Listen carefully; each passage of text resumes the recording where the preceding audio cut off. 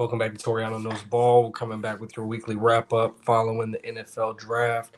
This has been a wonderful draft process and a fun first process for me to really put out content on YouTube. This has been a wonderful time. We've talked about the possibility of landing a Travis Hunter, and you guys may have saw my live reaction to that. Watching the trade happen live was instant gratification. Them moving up to be aggressive to land a marquee franchise type player, a player that can change the game of football, and a player that can change your organization, not only from a ticket sales standpoint, but from a culture standpoint, and really change the outlook of this franchise to other organizations and what we want to do and how we want to build our team. Uh, I'm very excited to have Travis Hunter here. Today, we're going to be diving into a couple of things. The first being the draft class as well as the undrafted free agents. Then talking about the fifth-year option being declined for Devin Lloyd. We've talked about that in a previous video, but it has officially happened. And as well as Ethan Waugh being let go from the regime. So let's go ahead and dive into this draft class.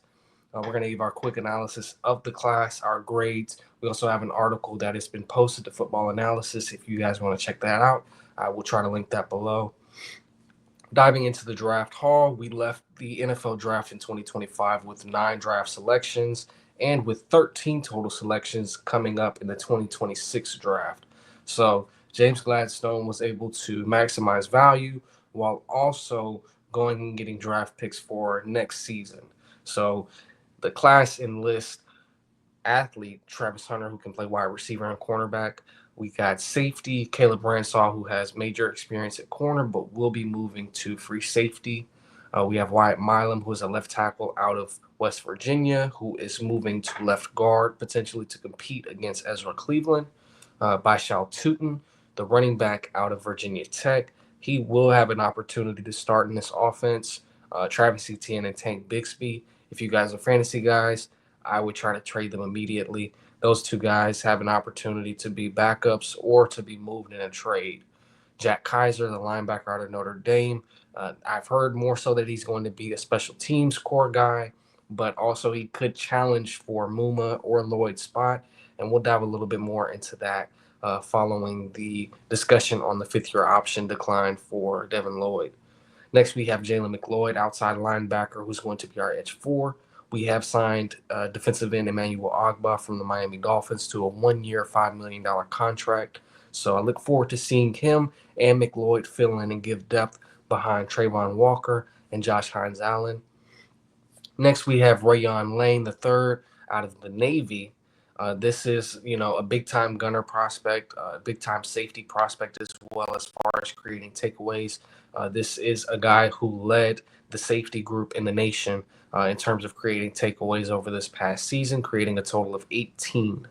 So this is a guy that creates havoc. He's an elite special teams gunner. This is a guy who brings speed to the back end and also brings depth to your safety room. Next, we got Jonah Monheim, a center rather, out of the University of South California. Monheim is able to play all 5 positions, similar to a Makari. He has played left and right tackle. He's played right guard as well as center. He came into this draft process as a center prospect, but has lengthy experience playing left tackle and right tackle as well, also having played 4 games at guard in his career. So this is a guy that you can move around, but he can be your backup center primarily. He provides you some versatility if a guy were to go down. If multiple guys go down, you have somebody that can plug in at all 5 spots, similar to a Makari. Just affording you guys versatility on the back end, really providing some solid depth. I think this is a guy that Tony Baselli banged the table for. He was not able to get his guy in Emory Jones, apparently. Wyatt Milam was the selection at 89, but it was a debate between him and Emory Jones. And the offensive line coach and James Gladstone decided to follow up with Wyatt Milam at 89. But Monheim provides you depth at all 5 spots, like I said, but primarily we'll be fighting for that backup center spot. Who gets the starting center spot? We don't know yet, but my projected starting 5, if you asked me today, would be Walker Little. I would say, my opinion, Wyatt Milam, Robert Hainsey, Patrick Makari, and Anton Harrison. That's my starting 5. It's a balanced starting five. You have some young guys in there. You have some vets in there. You have a strong running game on the interior. Milam is a plus in pass protection, only giving up 0 sacks and one QB hurry or one QB hit over the past 3 seasons. Makari is a very flexible offensive lineman, but improves the run game.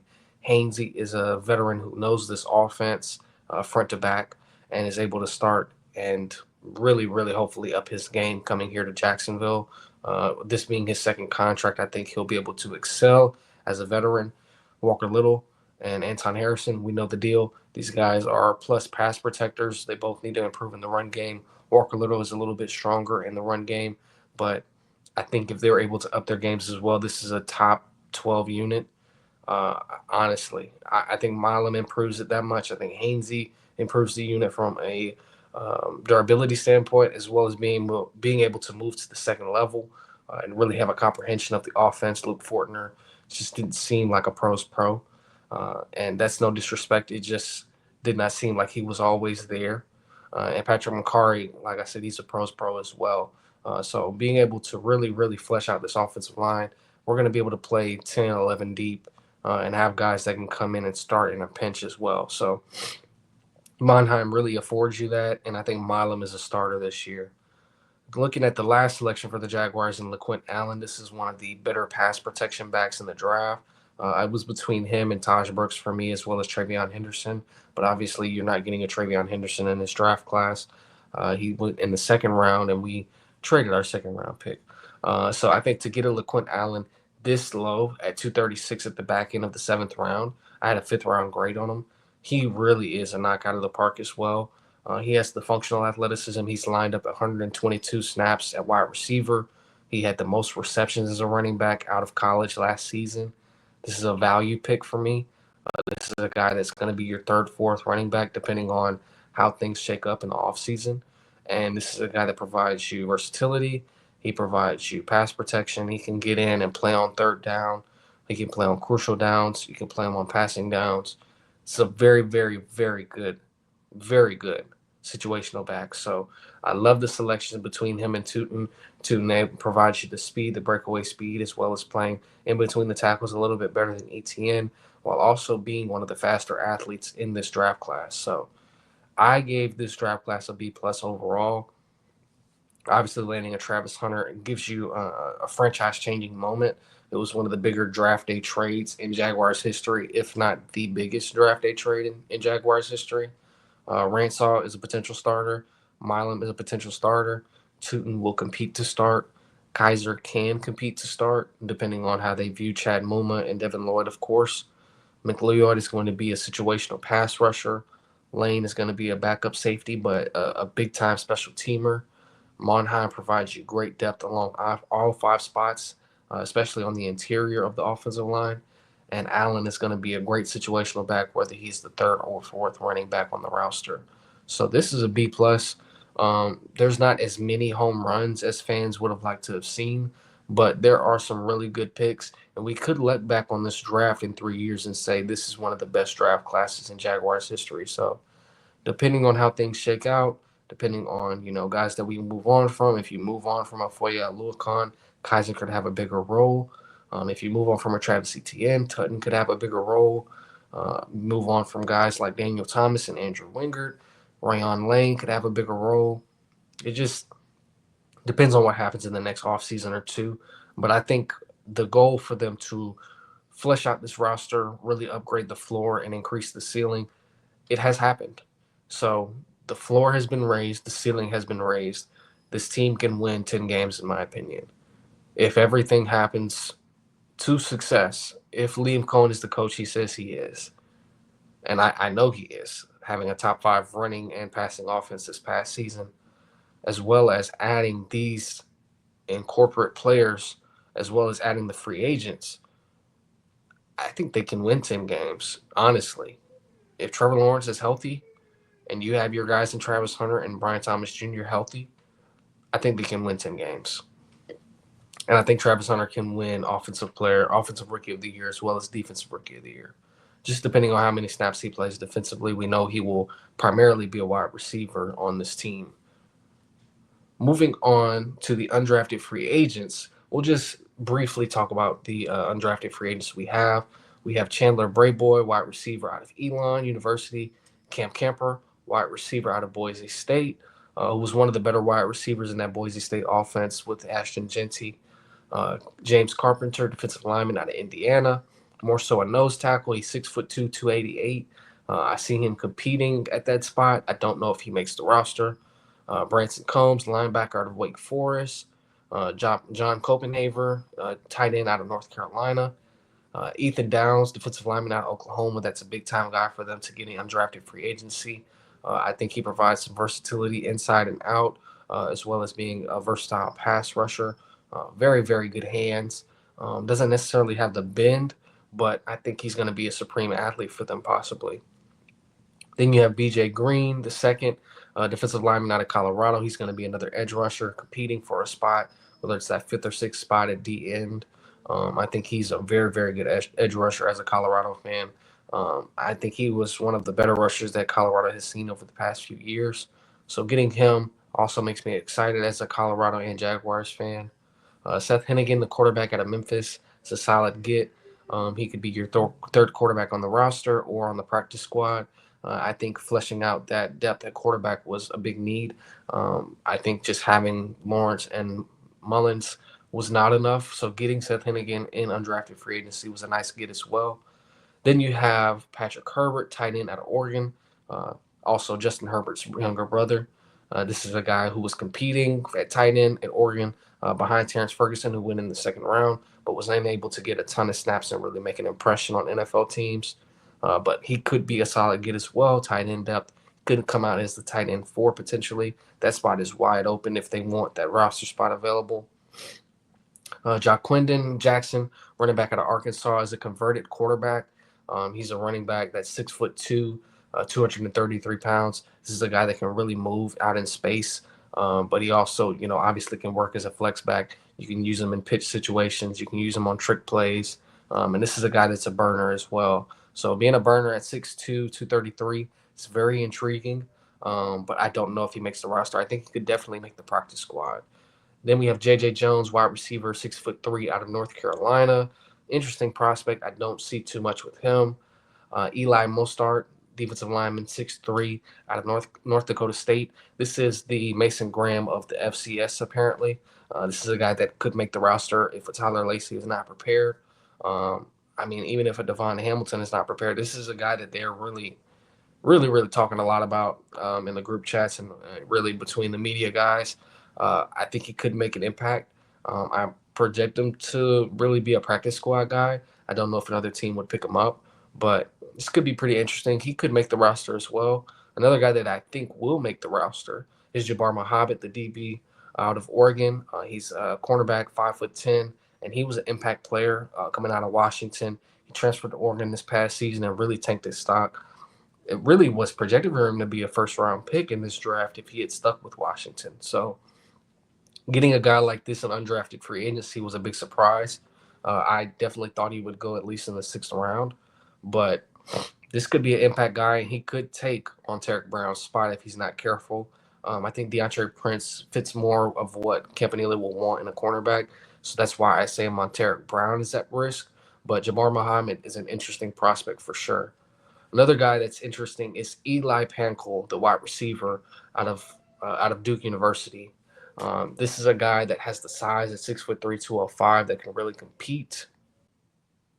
He brings some of the size that you covet at the position at 6'3", 205. But he was an impact player at Duke University, and I actually got the chance to see him at the Duke Ole Miss game this past season.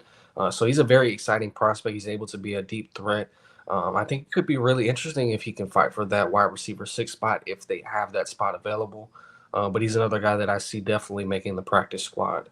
A couple more guys. Just want to wrap this up really quickly. I have Kevy Rosie, the defensive lineman, 6'3", out of Arkansas. Cameron Silman Craig, the safety out of Colorado, another big time buff. He's another playmaker, big time playmaker. He was on that top 5 list of safety turnover rate. Danico Slaughter, DB, 6 foot, Arkansas. Another James Gladstone guy is Danny Strigow, the defensive lineman out of Minnesota. He was a late addition to the Senior Bowl this season. Was able to come over practically overnight after a couple guys bowed out of the game and was ready to go, ready to play. So I think that made a big impression on James Gladstone. We obviously know now that the Senior Bowl plays a big part in his evaluation. So this is a guy to watch out for during the preseason process. Two more guys. We have Aiden White, DB out of North Carolina State rather, and Sal Wormley, offensive lineman out of Penn State. So these are, the guys that you have coming in, really vying for a spot on the roster or on the practice squad. And I think you've got some decent guys on here, whether it be at the wide receiver, the defensive line, quarterback position, tight end, and even the safety position with Cameron Silman Craig. All those guys could potentially fight for a roster spot or a practice squad spot. So this is going to be very interesting to see what happens next. All right, and to wrap up, we're going to talk briefly about the Devin Lloyd contract situation. We've talked about it a little bit more so on a previous video. This is a situation where they did not want to make him one of the highest paid linebackers in the league without having the tape to follow up. And I think that's a very respectable thing. We saw a similar situation with Baltimore where a very, very successful player in Tyler Linderbaum was actually pending on his fifth-year option, and they declined it because it would make him the highest paid center in the league just based off of the numbers of the fifth-year option. So Devin Lloyd was looking at about 16 million for the season, and that would make him the sixth highest paid linebacker in the league. And he has not played like a top seven linebacker. I think you can negotiate with him. I think this gives him an opportunity to really bank out on himself and prove it. But I think you can really come out of this situation and pay him a $13 million per year contract. Save $3 million per year. I know it's really semantics, but you don't want to make him a top 10 linebacker coming off of the season, then negotiate, have to offer him more, and now you're paying him like a top three linebacker when he's not that yet. He could be that. I think Campanelli is a linebacker guru. We could see him have a lot of success this season, but it depends on this season. So I look forward to seeing Devin Lloyd really, really vie for himself in his contract this year, as well as a Travis Etienne. We'll see how that goes. But lastly, but not least, Ethan Waugh is out of the building as assistant GM. I would look at a Josh Williams to potentially come in and join the franchise. He was given a second interview as well, and there were talks that he could be fighting for the assistant GM spot if an Ethan Waugh were to depart. So I think that's a situation we could look into. I think you look at a lot of Rams personnel could be coming into the Jaguars building, but we'll see what happens next. I think the Jacksonville Jaguars are heading in the right direction, and I think they're making a lot of good decisions and making a lot of good moves as well. So I look forward to seeing what happens next. If you guys want to, feel free and reach out for more content. I'm looking forward to giving you guys more media stuff, and I appreciate you guys for watching as always. And make sure to like, comment, subscribe, and follow me on Twitter and all socials at Toriano Knows Ball or TKB. Thank you guys so much for watching, and go Duval.